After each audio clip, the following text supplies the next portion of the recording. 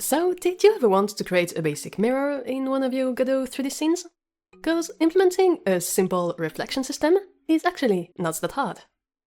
Oh, and by the way, I've actually been doing some mirroring in one of my current in-dev games too, albeit a more abstract kind of mirroring. In Locktail, my puzzle game about ciphers, each level hides the message using a unique technique, and some of those are well-known ciphers that rely on some sort of mirroring or flip. So, do you think you can find a solution? Don't forget the game has a free demo on Steam, and you can wishlist it to support the project. But anyway, let's go back to actual, real 3D mirrors, and see how you can add that to your Godot games. Okay, let's say I have a simple 3D scene like this one. In here I've got a first-person view player that is shown as this red capsule, although of course we won't see this model with our main camera in-game since we'll be in FPS mode. If you're curious about how to make this kind of FPS player in Godot, you can go and check out this other tutorial I made on that topic.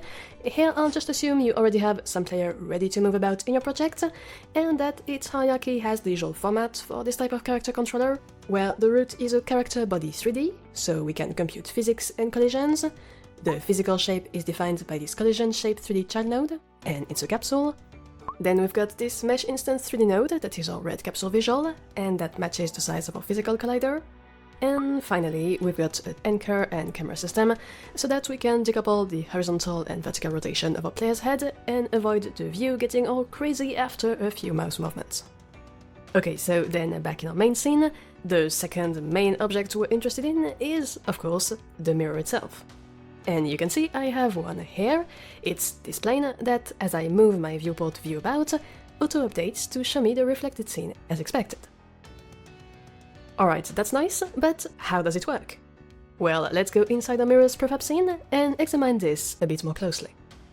In short, the global gist is that we'll have a secondary camera hooked to a mirror that will render our 3D scene a second time from a mirrored point of view, and we'll reproject the render of this secondary camera on a plane mesh to get our mirror. Now keep in mind that we'll render our scene multiple times, so if you put a lot of mirrors in your scene, it can get quite expensive and cause your game to lag.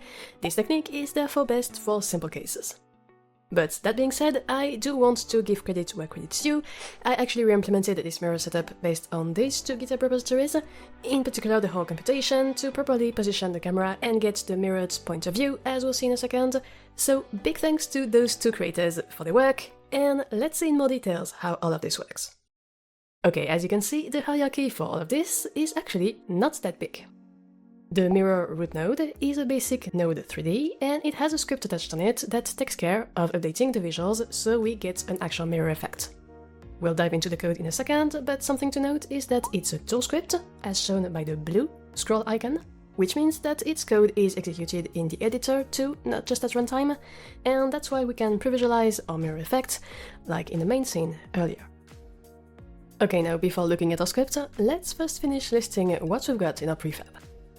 The first object here is this quad node, a mesh instance 3D that displays a quad mesh primitive.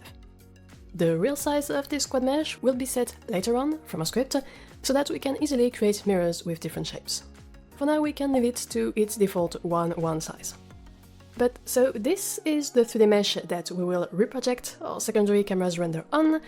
You notice that if I move my editor camera around the visual of the quad, it indeed changes and we get a reflection of the environment behind us.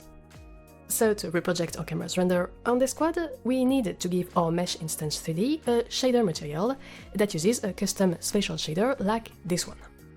We'll make the material local to the scene so that each mirror instance gets its own reflection, and the tech parameter here will be a viewport texture that contains our mirror's camera render result. The shader in itself just does a few simple things. So first we set its render mode to unshaded. That's because it will show a render of our secondary camera that already takes into account all the lights in the scene, so having this mirror be relit a second time would make for way too bright a reflection and break the effect. Second, we use the vertex function to flip the horizontal UVs of our quad mesh. This is the key to getting a real mirror that shows things flipped as expected. Third, we use the fragment function to sample the text parameter, so the viewport texture that contains the rendered frame from our mirror's camera. Alright, we now know how our quad mesh will work, but the next question is how exactly are we going to compute the viewport texture with our secondary camera using a mirrored point of view? Well, to get a viewport texture, we need to have a second viewport. For this, we can use Godot's sub-viewport node that basically isolates some objects in the scene into their own sub-rendering context. So here, by having this sub-viewport node and our secondary mirrors camera inside, that's this camera 3D node, we'll be able to render our entire scene using this camera 3D and then extract the result as a viewport texture thanks to its parent sub-viewport node. Now, if we look at the inspector of the sub-viewport, we see it has a size property. This determines how big the rendered frame will be, and so it's basically the resolution of a mirror. The higher this value, the more precise and smooth the result will be, but of course also the more expensive. Again, this is a parameter that we will set from a mirror script, so you don't need to worry about it here. Now, finally, the camera 3D node uses a lot of the default options, except that its projection mode is set to frustum, and we see that some of its properties are updated automatically if we move our editor camera.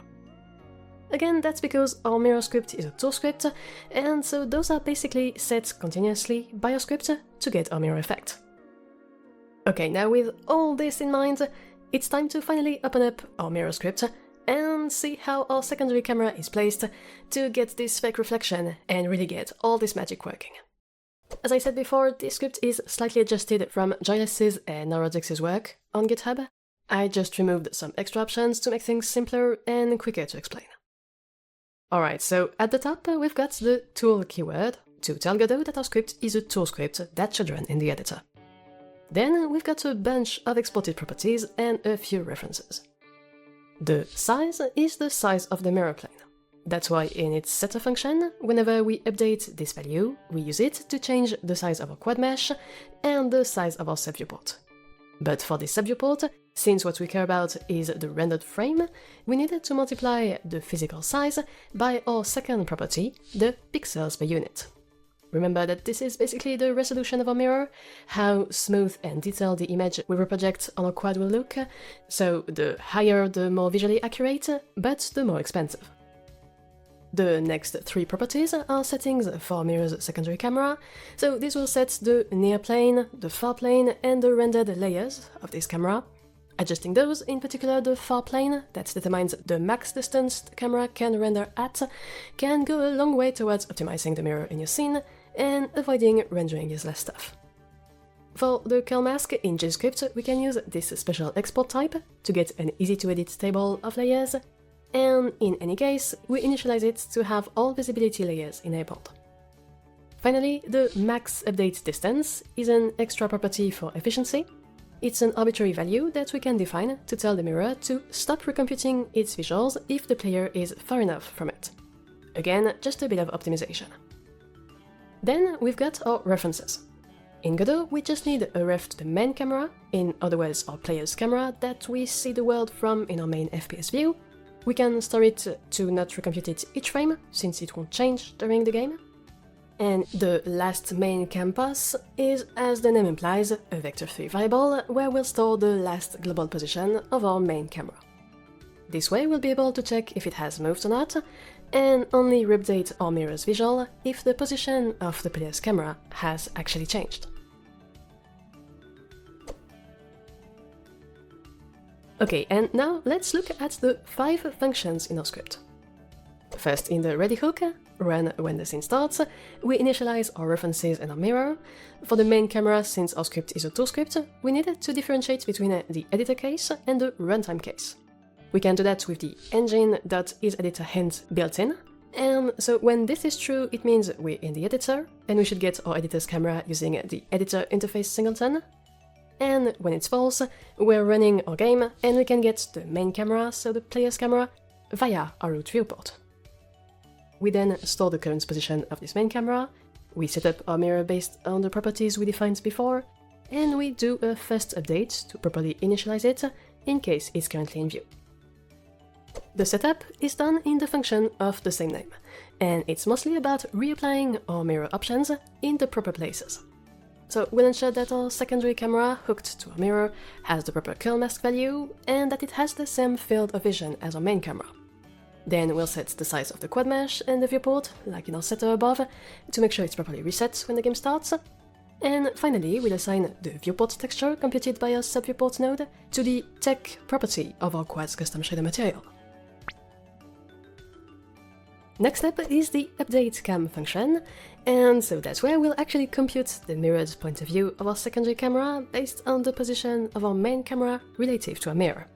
All this is taken directly from the aforementioned GitHubs, just adapted to fit my node names. It's basically a bunch of vector and transform matrix calculations to, so first, exactly mirror the transform of our main camera transform through the mirror, second, have our mirror camera look at the mirror with the proper angle, and finally, convert this to the proper space to get the right values for our mirror camera's frustum. The last thing we need to do is recompute all of this regularly thanks to our process hook. Of course, if the mirror is currently hidden, or if it's not a valid instance, for example because it's being freed, or if the player's camera hasn't moved since last time, then we don't need to do any calculations, and we can abort early. Then we make sure that we update the last main cam pos variable to the current position of the main camera, and if we see that the player is over the max update distance, then the subviewport doesn't need to update anymore. But in all other cases, we'll simply call our update cam function, like in the ready method, to recompute our secondary camera's transform, update the render, and thus the viewport texture, and thus get the right mirror visual. And, well, there we go! If we try to run this demo, we see that we indeed get a basic mirror that reflects our entire scene and our player red capsule visual, just as expected.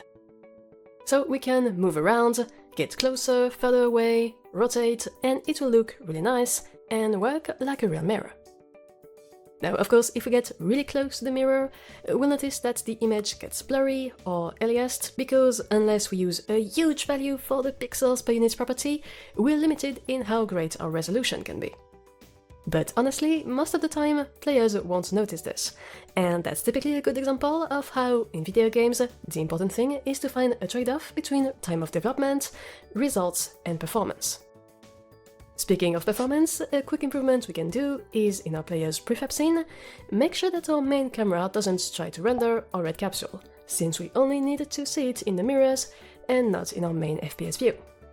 For that, we just needed to move our red capsule mesh instance 3D node to the visibility layer number 2, and then select our player's camera and update its skull mask so that it doesn't render the layer number 2. This way our main camera will see everything but our player visual, and the secondary mirror cameras will continue to see the red capsule. Another point to note is that if your scene has an environment, meaning you have a world environment node inside it, then your mirror will look too bright. That's because, just as mentioned before when we talked about the unshaded render mode of a quad, here the ambient lighting from a main scene and our secondary mirrored re-render reprojected on the quad will add up and create this extra brightness. To avoid this, we can copy the environment resource inside the world environment node, delete this node, and go to our player's prefab scene to paste the environment in the matching property of our main camera. This way it will only apply in the main viewport and not in the sub-viewports of our mirrors. Though, of course, this creates another inconsistency, that is that we can see the sky from our environment above our head in the real scene, but not in the mirror. Now, honestly, I don't know of any good solution for that, but again, I feel it's a good opportunity to mention how in game dev, tech constraints can turn into game mechanics and our vibe. For example, here, to solve this problem, I decided to bypass the issue entirely by adding a ceiling to my scene, and so this way, I don't see the end discrepancy anymore. Still, this system is basic, and you'll quickly notice that if you try to put several mirrors in the same room, they won't create the proper reflections on one another. You'll get weird deformations, especially if you put two face to face and you start to move towards or away from one of them, then you'll quickly see some strange zoom effect. But for most simple cases, or for mirrors in separate rooms that don't see each other, this technique is quite a nice, easy to implement, and quick to set up way to create mirrors in your 3D scenes in Godot. I really hope you liked this tutorial, be sure to react in the comments and subscribe to the channel to get more videos, and of course a huge thank you to my Patreon members for the support, and to you for watching. And as always, take care.